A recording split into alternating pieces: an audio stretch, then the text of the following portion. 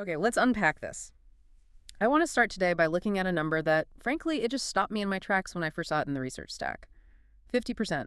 Actually, slightly over 50%. It is a staggering figure. And honestly, once you see it and once you understand what it represents, you kind of can't unsee it. Right. According to the National Diet and Nutrition Survey, over half of the average diet in the UK, and, we are seeing almost identical, if not higher patterns in the US, Canada, Australia, is now made up of ultra-processed food. That is correct. And the really scary part of that statistic isn't just the average, it's who is driving that average up. For adolescents and for children in certain demographics, especially lower income brackets or, what they call urban food deserts, that number can climb to 60, 70, even 80% of their daily calories. 80%. That is just, it's overwhelming. And I have to admit, when I read that, I had this moment of sort of defensive reflection, I looked at my own week. Sure, we all do. I looked at the convenience meals I grab when I'm tired, the healthy protein snacks I eat between meetings because I don't have time for a real lunch, the fizzy drinks I have when I need that, that afternoon sugar rush. And I realized I am just swimming in this stuff. Yeah. Often without even registering it as processed. To me, it's just food. It's just what's available. And that is the immense success of the industry. It has become the default. These foods have just quietly taken over our plates to the point where real food, whole ingredients that look like they came from a plant or an animal, is becoming the alternative option. The fancy option. The fancy option, Yeah. exactly. And the data shows a direct correlation. As the consumption of these ultra-processed products goes up, the intake of fruits, vegetables, and whole foods has steadily declined. We are essentially displacing nutrition with industrial formulations. Industrial formulations, that phrase really sticks out from the literature. It sounds less like dinner and more like something from a chemistry set. It's not far off. But that is exactly what we are digging into today. Our mission for this deep dive is to get past the buzzword. We hear processed food is bad all the time. It's almost become white noise, right? But today, we are going to get specific.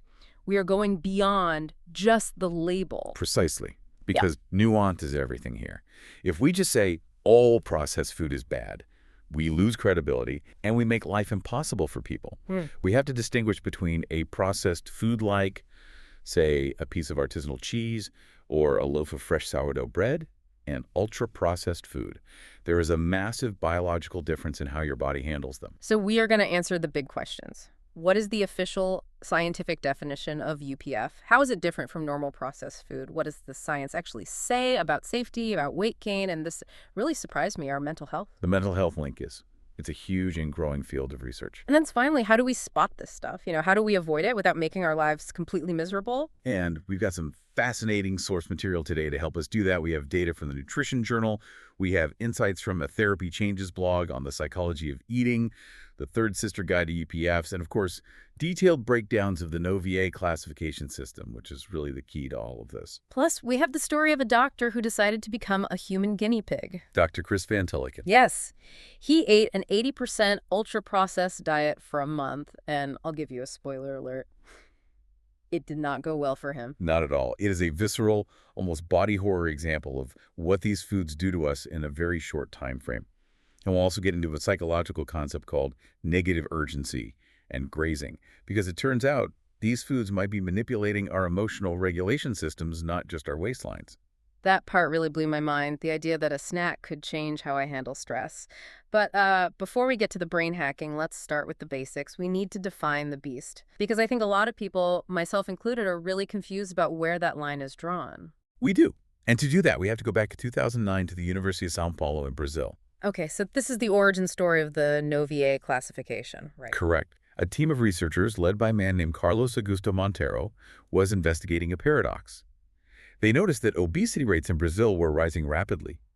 But when they looked at the economic data on food purchasing, people weren't buying more sugar or oil for their kitchens. Wait, really? In fact, the purchase of traditional cooking ingredients, so, bags of sugar, bottles of oil, sacks of flour, that was actually going down. Okay, that doesn't make sense. So people were cooking less, using less sugar and fat at home, but getting heavier. Mathematically, that feels wrong. If I'm buying less sugar, I should be consuming less sugar. Exactly. That was the paradox that puzzled them. And Monteiro realized the problem wasn't nutrients. We have spent 40, 50 years obsessing over nutrients. Low fat, low carb, high protein. He realized the problem was the processing itself. The diet had shifted. It went from traditional foods like rice and beans prepared at home to these industrial products that were prepared in factories. The sugar and fat weren't coming from the pantry anymore. They were hidden inside the package. So they came up with the Novier classification system to group edible substances not based on what is in them, but how they are made. Yes. The extent and purpose of processing.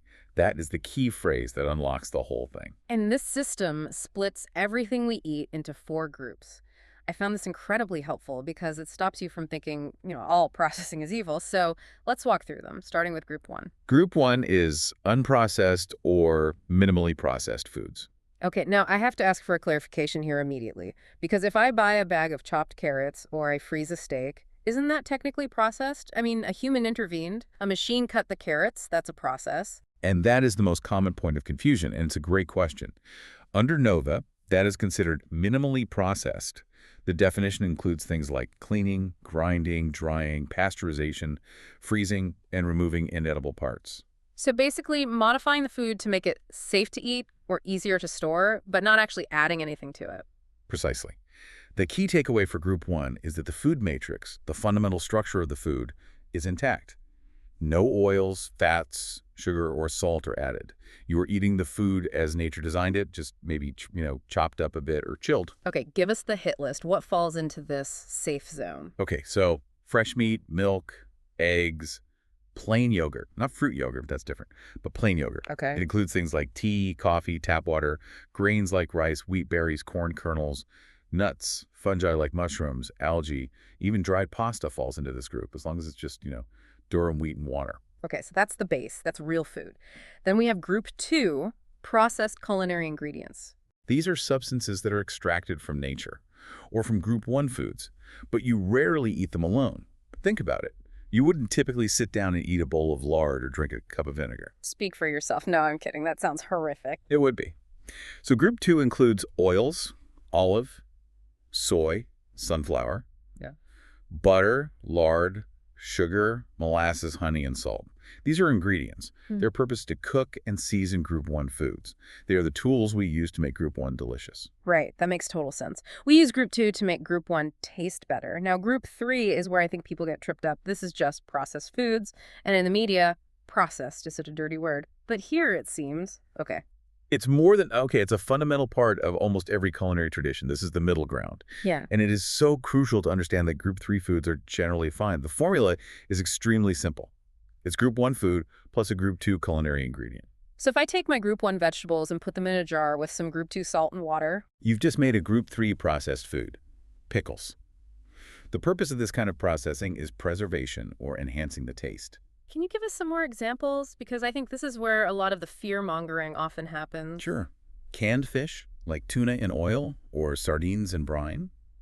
Smoked meats, salted nuts, fruits that are canned in syrup. Cheese is a classic Group 3 food. It's just milk processed with salt and enzymes. Cheese is safe. Phew. And here's a big one. Freshly made, unpackaged bread. Fresh bread is group 3.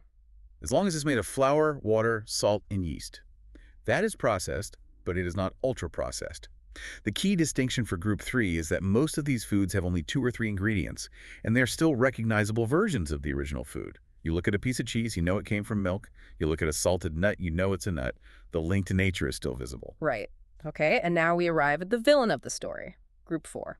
Ultra-processed foods. This is where the definition changes from food to industrial formulation. That shift in language is chilling. Formulation. It implies it was designed in a boardroom, not grown in a field. And that's accurate.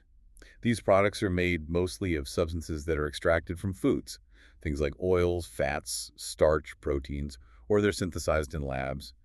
Group 1 foods, the actual whole food, are often completely absent, or they represent a tiny proportion of the final ingredients. So how do we know? If I'm standing in the grocery aisle holding a package, what's the litmus test? How do I tell? There are 2 main tests you can apply right there in the aisle. First, what we call the kitchen test.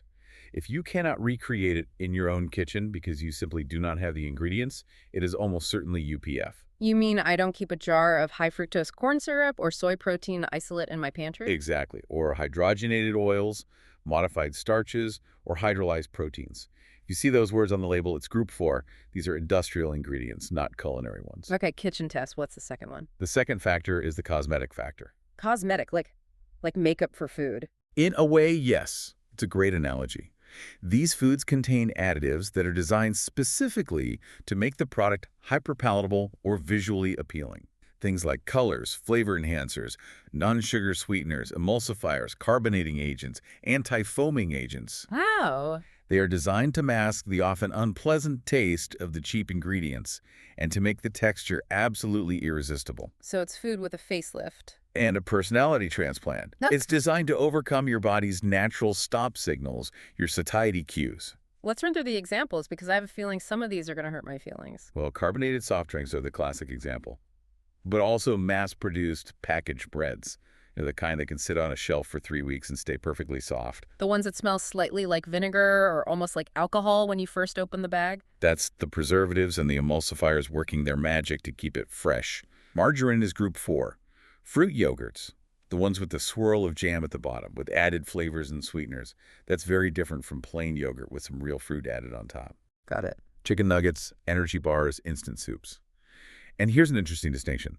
Distilled alcoholic drinks like whiskey and gin are group 4, whereas wine and beer are typically group 3. Interesting. So the fermentation makes wine group 3, but the distillation process pushes spirits into group 4. What's the reasoning there? It's the level of processing and what's added. The distillation is a more intense industrial process, and then very often colorings like caramel color in whiskey or flavorings are added to the final product, which pushes it over the edge into group 4. So why do these exist? I mean, I know the simple answer is money, but let's dig into the economic driver here. Why has the food industry pivoted so hard to this model? It is purely about profitability. The source material from the Nutrition Journal and the Third Sister Guide make this incredibly clear. These foods are designed from the ground up to displace freshly prepared meals. They use low-cost ingredients, soy, corn, wheat derivatives, that are insanely cheap to produce, often because of agricultural subsidies. Right. They have incredibly long shelf lives, Yeah. which means less waste for the retailer and the manufacturer. And they're branded to within an inch of their lives. Emphatic branding, as some researchers call it. You can trademark a nugget. You can't trademark a carrot. It creates brand loyalty for a manufactured product, not a food. They are convenient, they are cheap, and they are engineered to be irresistible. It's a triple threat. It is. And that engineering for taste, that hyperpalatability, is what leads us directly into the health consequences. Because they aren't just selling you calories, they are selling you a sensory experience that our biology just isn't equipped to handle. Let's transition to that, because we aren't just talking about a little extra weight here. The research points to fundamental changes to our biology. We are. And this is where Dr. Chris Van Tulleken's work comes in. He wrote the book Ultra-Processed People. And he didn't just write about it, he lived it. He's a physician and infectious disease doctor, so he approached this scientifically. He went on a diet of 80% UPF for 30 days. Which, as we noted at the start, is a diet that many people in the UK and US are actually eating right now. It's not an extreme outlier. It's a reality for millions. So what happened to him? What were the results? The results were rapid and, frankly, shocking. He gained weight, obviously, about 6.5 kilos, which is, 14 pounds, in a single month. Wow. But the physical symptoms were what really stood out. He reported feeling sluggish, constantly tired. He experienced terrible heartburn and constipation. He suffered from low libido, poor sleep, and a significant increase in anxiety. It sounds like his body just started shutting down. I mean, constipation and heartburn, that's your entire GI tract just waving a white flag. Absolutely. And his relationship with food completely changed. He experienced intense cravings. He felt he couldn't stop eating. He described this feeling of being full but not satisfied. He would finish a huge meal and immediately want more. Now, in the spirit of a balanced deep dive, we should mention that there is some debate here. The sources mention Christopher Snowdon, who has criticized Van Tulleken's conclusions. Yes, and it's an important counterpoint. Snowden argues that the calorie consumption data is debated. He points to some data showing that self-reported calorie consumption has actually decreased in some populations while obesity has risen, suggesting the mechanism isn't just eating more calories. So what's his argument? That it's a proxy for something else? Exactly. He questions whether UPF is the sole driver or if it's just a marker for poverty in a certain lifestyle. That's a fair question. Correlation isn't always causation, Rich people tend to eat more kale, poor people tend to eat more processed food. Maybe it's the stress of poverty making them sick, not the nugget itself. That is the counterargument. However, Van Tulleken and other researchers point to what are called doubly labeled water studies, which is the gold standard for measuring energy expenditure. These studies suggest we are consuming more calories than we think, and we've become very, very bad at estimating our own intake. Plus, the mechanistic evidence of what these foods do to the body is becoming overwhelming. Right. And beyond the anecdote of one doctor, we have these massive data sets. You pulled a systematic review from the Nutrition Journal. This isn't just one guy eating cereal. This is huge data. This is a heavy hitter. It's a review of reviews covering over 334,000 participants, and the findings were stark. High consumption of ultra-processed food was positively associated with all-cause mortality. All-cause mortality. In plain English, that means a higher risk of death from any cause. Correct.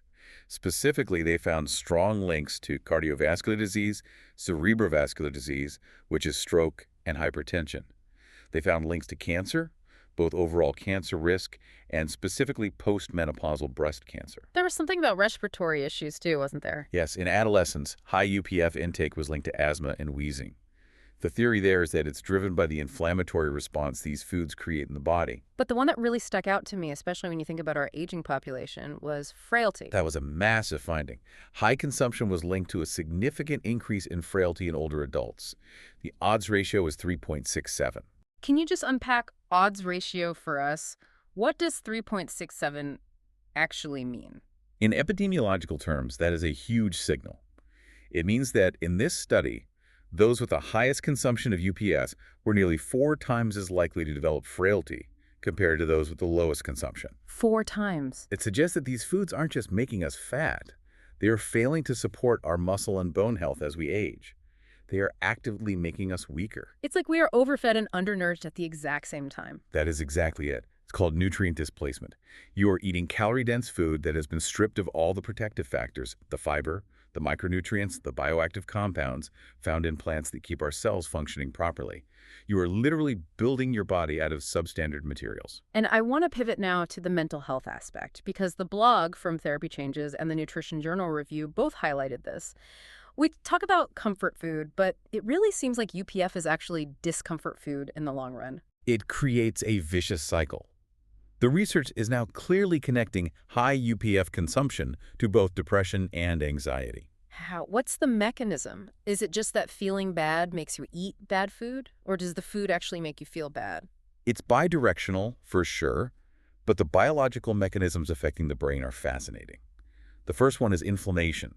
UPFs trigger chronic low-grade inflammation throughout the body, and we now know that neuroinflammation is closely linked to mood disorders like depression. So when your body is inflamed, It releases these inflammatory molecules called cytokines, and they can cross the blood-brain barrier and directly affect your neurotransmitter function. They can disrupt serotonin and dopamine pathways. so the inflammation from the nuggets and the soda is actually affecting your brain chemistry. Precisely. Then you have the gut-brain axis. Your gut microbiome, the trillions of bacteria living in your digestive tract, plays a huge role in producing neurotransmitters. In fact, the vast majority of your body's serotonin, the feel-good chemical, is produced in your gut. And UPFs are essentially a carpet bomb for your good gut bacteria. Yes. They are typically very low in fiber, which is the food for the good bacteria, and they are high in things like emulsifiers, which some research suggests can degrade the protective mucus layer of the gut. So you are starving the good guys who help keep you happy, and you're feeding the bad bacteria that thrive on simple sugar and starch. There is also a study from the University of Bordeaux mentioned in the sources. It showed that higher UPF consumption was associated with lower cognitive performance. Yes, this is really concerning. We are talking about memory, attention, and executive function. Executive function, that's the part of your brain that helps you make good decisions. Like, for example, the decision not to eat the rest of the packet of cookies. Exactly. So if the food you're eating is actively impairing your executive function, your impulse control goes down. Which brings us to the most insidious part of this, the psychology of addiction. The Nutrients Journal study, this one looked at university students, right? Yes. It examined 2 things, food addiction and something called grazing. Okay, define those for us, because grazing sounds like what a cow does in a field. It sounds kind of peaceful. In humans, it's less peaceful. Grazing is defined as the repetitive, unplanned eating of small amounts of food, not in response to actual hunger. It's mindless snacking. But it can become compulsive grazing, which is when you feel like you can't stop. You keep going back to the pantry even though you aren't hungry. And food addiction. This is a really controversial but growing area of study. It's defined similarly to substance use disorders. So, an intense desire or craving to eat these hyperpalatable foods, withdrawal symptoms when you stop, like headaches, irritability, intolerance, where you need more and more sugar or salt to get the same satisfying hit. And the study found this link involving something called negative urgency. I've never heard that term before, but as soon as I read the definition, it felt uncomfortably relatable. It's a personality trait. It refers to the tendency to act impulsively when you are in a state of intense negative emotion. So when you're sad or angry or stressed, you do something rash without thinking. The study found that students who struggle with emotional regulation, who get upset and can't easily calm themselves down, were much more likely to engage in compulsive grazing if they also had high food addiction scores. So let me trace the path here. Something bad happens. You get a bad grade, you have a fight with your partner, you feel terrible, you lack the emotional tools to handle that feeling. And because your brain is primed for addiction to these foods. You reach for the UPF, and here's the kicker. The UPF works. For a moment. It hijacks your brain's dopamine reward system. It gives you a short, intense hit of pleasure that numbs the negative emotion. But then you crash. You crash, you feel guilty, your body is inflamed, your gut bacteria are unhappy, so your mood drops even further, which increases your negative urgency, and the cycle just repeats. It becomes a deeply ingrained, maladaptive coping mechanism. It's using a donut as a therapist, but the donut is actually making the underlying anxiety worse. Exactly. And the food industry knows this. They design foods to hit that bliss point, the perfect ratio of sugar, fat, and salt that completely overrides your brain's natural stop signal. This is really heavy. And it makes me look at the grocery store aisles very differently. It's not just food, it feels like a minefield. But I want to make sure we don't fall into the trap of thinking everything is poison. Because the sources, particularly the Third Sister Guide, point out some really important nuance. Absolutely. Nuance is vital here. If we demonize everything, people just give up and order a pizza. It's not helpful. One of the things that always confuses me is enriched flour. You see it on the label of bread, for example. Enriched wheat flour. It sounds healthy. It has rich in the name. It sounds fantastic, doesn't it? And, in the UK and the US, fortification is a public health policy. They add iron, calcium, and B vitamins back into white flour because the milling process strips them out. It was originally done to prevent deficiencies like pellagra and beriberi. So is enriched flour UPF? Is it bad? Technically, enriched flour on its own is a Group 2 ingredient. It's a processed culinary ingredient. It's not UPF. Okay, so I'm safe. My enriched flour bread is okay. Well, here's the catch. You rarely eat a bag of flour with a spoon. Enriched flour is almost exclusively found in products that are UPF.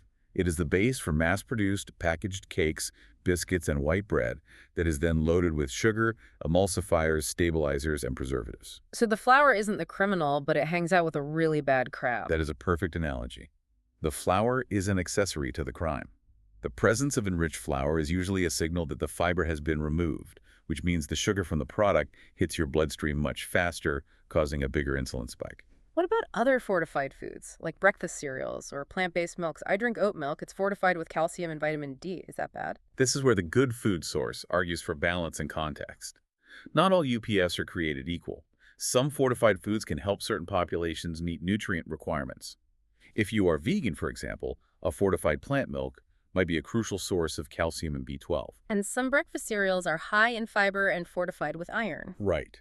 But we have to look at the whole package. Is that fortified cereal also 40% sugar by weight? Is it full of artificial colors and flavors? That's where it becomes problematic. A simple fortified oat milk with just oats, water, little oil, and the vitamins is very different from a Fruit Loop-style cereal that claims to be a source of vitamins, but is essentially candy with a health halo. It comes back to that hyper-palatable trap. These foods are engineered for craveability. It's overeating by design. They optimize the salt, sugar, and fat ratios to override your satiety signals. Yeah. Your body literally doesn't know when it's full. I mean, think about eating a boiled potato versus eating potato chips. You can probably eat 2, maybe 3 boiled potatoes, and you are done.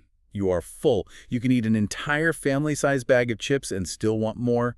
The food matrix has been destroyed. That is a painfully true example. Okay, so we know what it is, we know why it's dangerous, we understand the psychological loop. Now we need to know how to navigate the supermarket without having a panic attack. We need an action plan. Identification is the first step. You can't avoid it if you can't see it. The third sister guide had some great practical tips here. Tip number 1, read the label.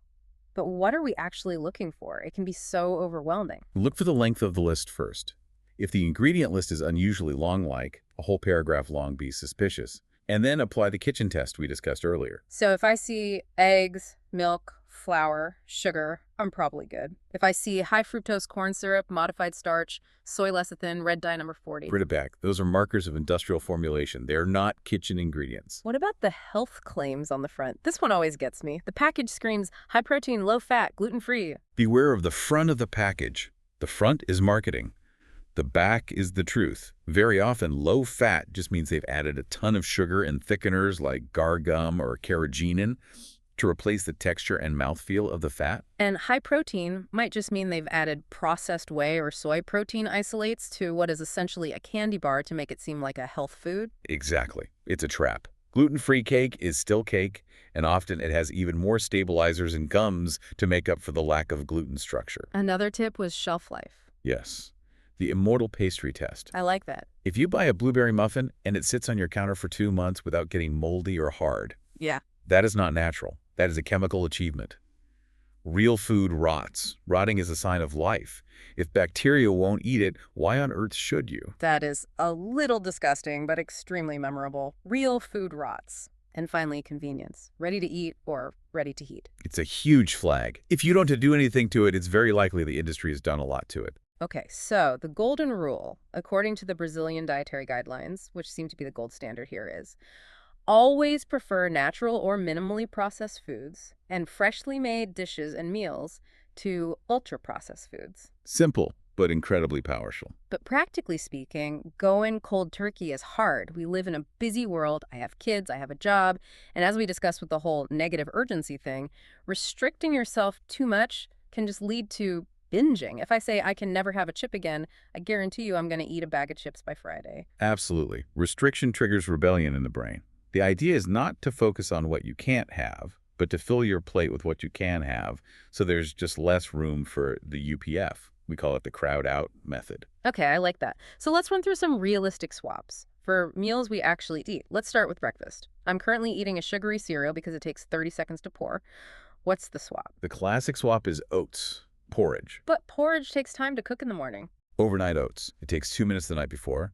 You just put oats, milk, or a milk alternative, maybe some chia seeds in a jar, put it in the fridge. In the morning, you just add some fruit and nuts. You get the fiber, you get the protein, but it's all group 1.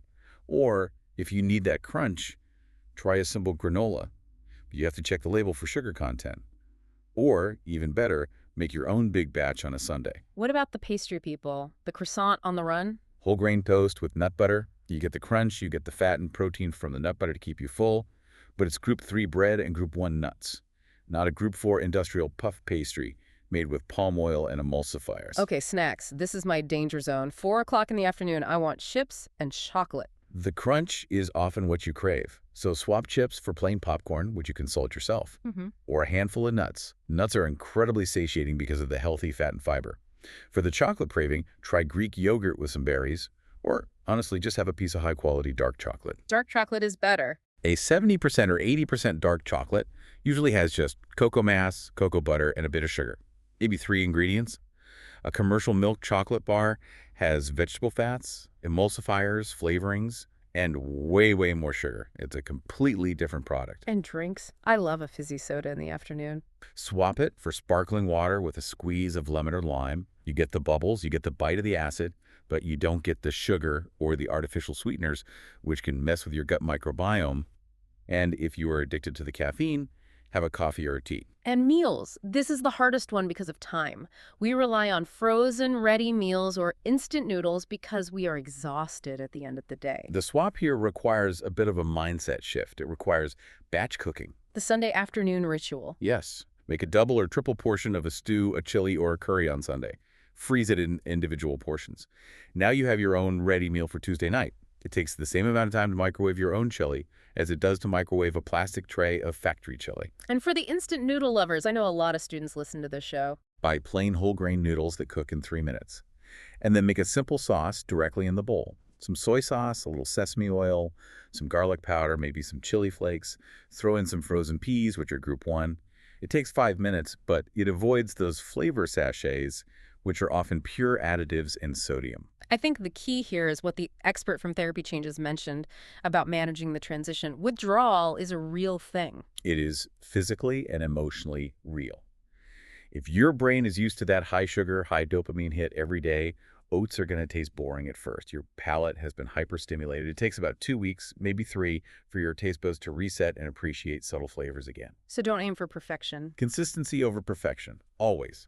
If you eat 80% whole foods, having a chocolate bar or a bag of chips occasionally isn't going to destroy you. It's the pattern that matters. Don't let perfect be the enemy of good. And if you find yourself grazing because you're upset, that negative urgency we talked about. Yeah. The food mood diary. This is a classic therapeutic tool. You track what you eat, but you also track how you felt before and after you ate it. I ate a bag of chips. I felt lonely beforehand. I felt guilty and bloated afterwards. Exactly. Once you see the pattern written down, I always eat when I'm lonely, you can start to address the root cause. You can try calling a friend instead of opening the pantry. It empowers you to break the link between that negative emotion and industrial food consumption. That is such a valuable tool. It moves the conversation away from willpower, which is so loaded, to awareness. And awareness is the only sustainable path forward. You can't shame yourself into a healthier diet. So we've covered a lot today, from the definition of novia to the very real health risks to the psychological traps. So I have. To summarize, ultra-processed foods are not just food. They are industrial formulations designed for profit and palatability. They are distinct from processed foods like cheese or canned beans, and the risks span from heart disease and cancer to depression and frailty. And while we don't need to be afraid of food, we do need to be aware. We need to look at who is making our food and why. Is their goal our nourishment, or is it a shareholder's return? I want to leave the listener with a final thought, something that really stuck with me from the discussion about Van Tilliken's book. It's a bit of a philosophical question. Go on. If we are what we eat, I mean, literally, our cells are built from the nutrients we ingest, and we are eating substances constructed in factories that don't exist in nature, substances that are essentially alien to our biology. What does that make us? Are we slowly changing our very biological makeup? That is a profound question. We are running a massive, uncontrolled experiment on the human species. And I would add this. Next time you pick up a package in the store, ask a simpler question. Just look at it in your hand and ask yourself, does this look like food from a kitchen, or does this look like a product from a factory? Does it look like it came from a kitchen or a factory? I love that. A simple filter for a very complex world. Exactly. Trust your instincts. Your body knows the difference. Well, I'm off to eat an apple. Maybe some nuts. Sounds like a solid Group 1 choice. Thanks for listening, everyone. Check the ingredients on your next snack, and we will catch you on the next deep dive.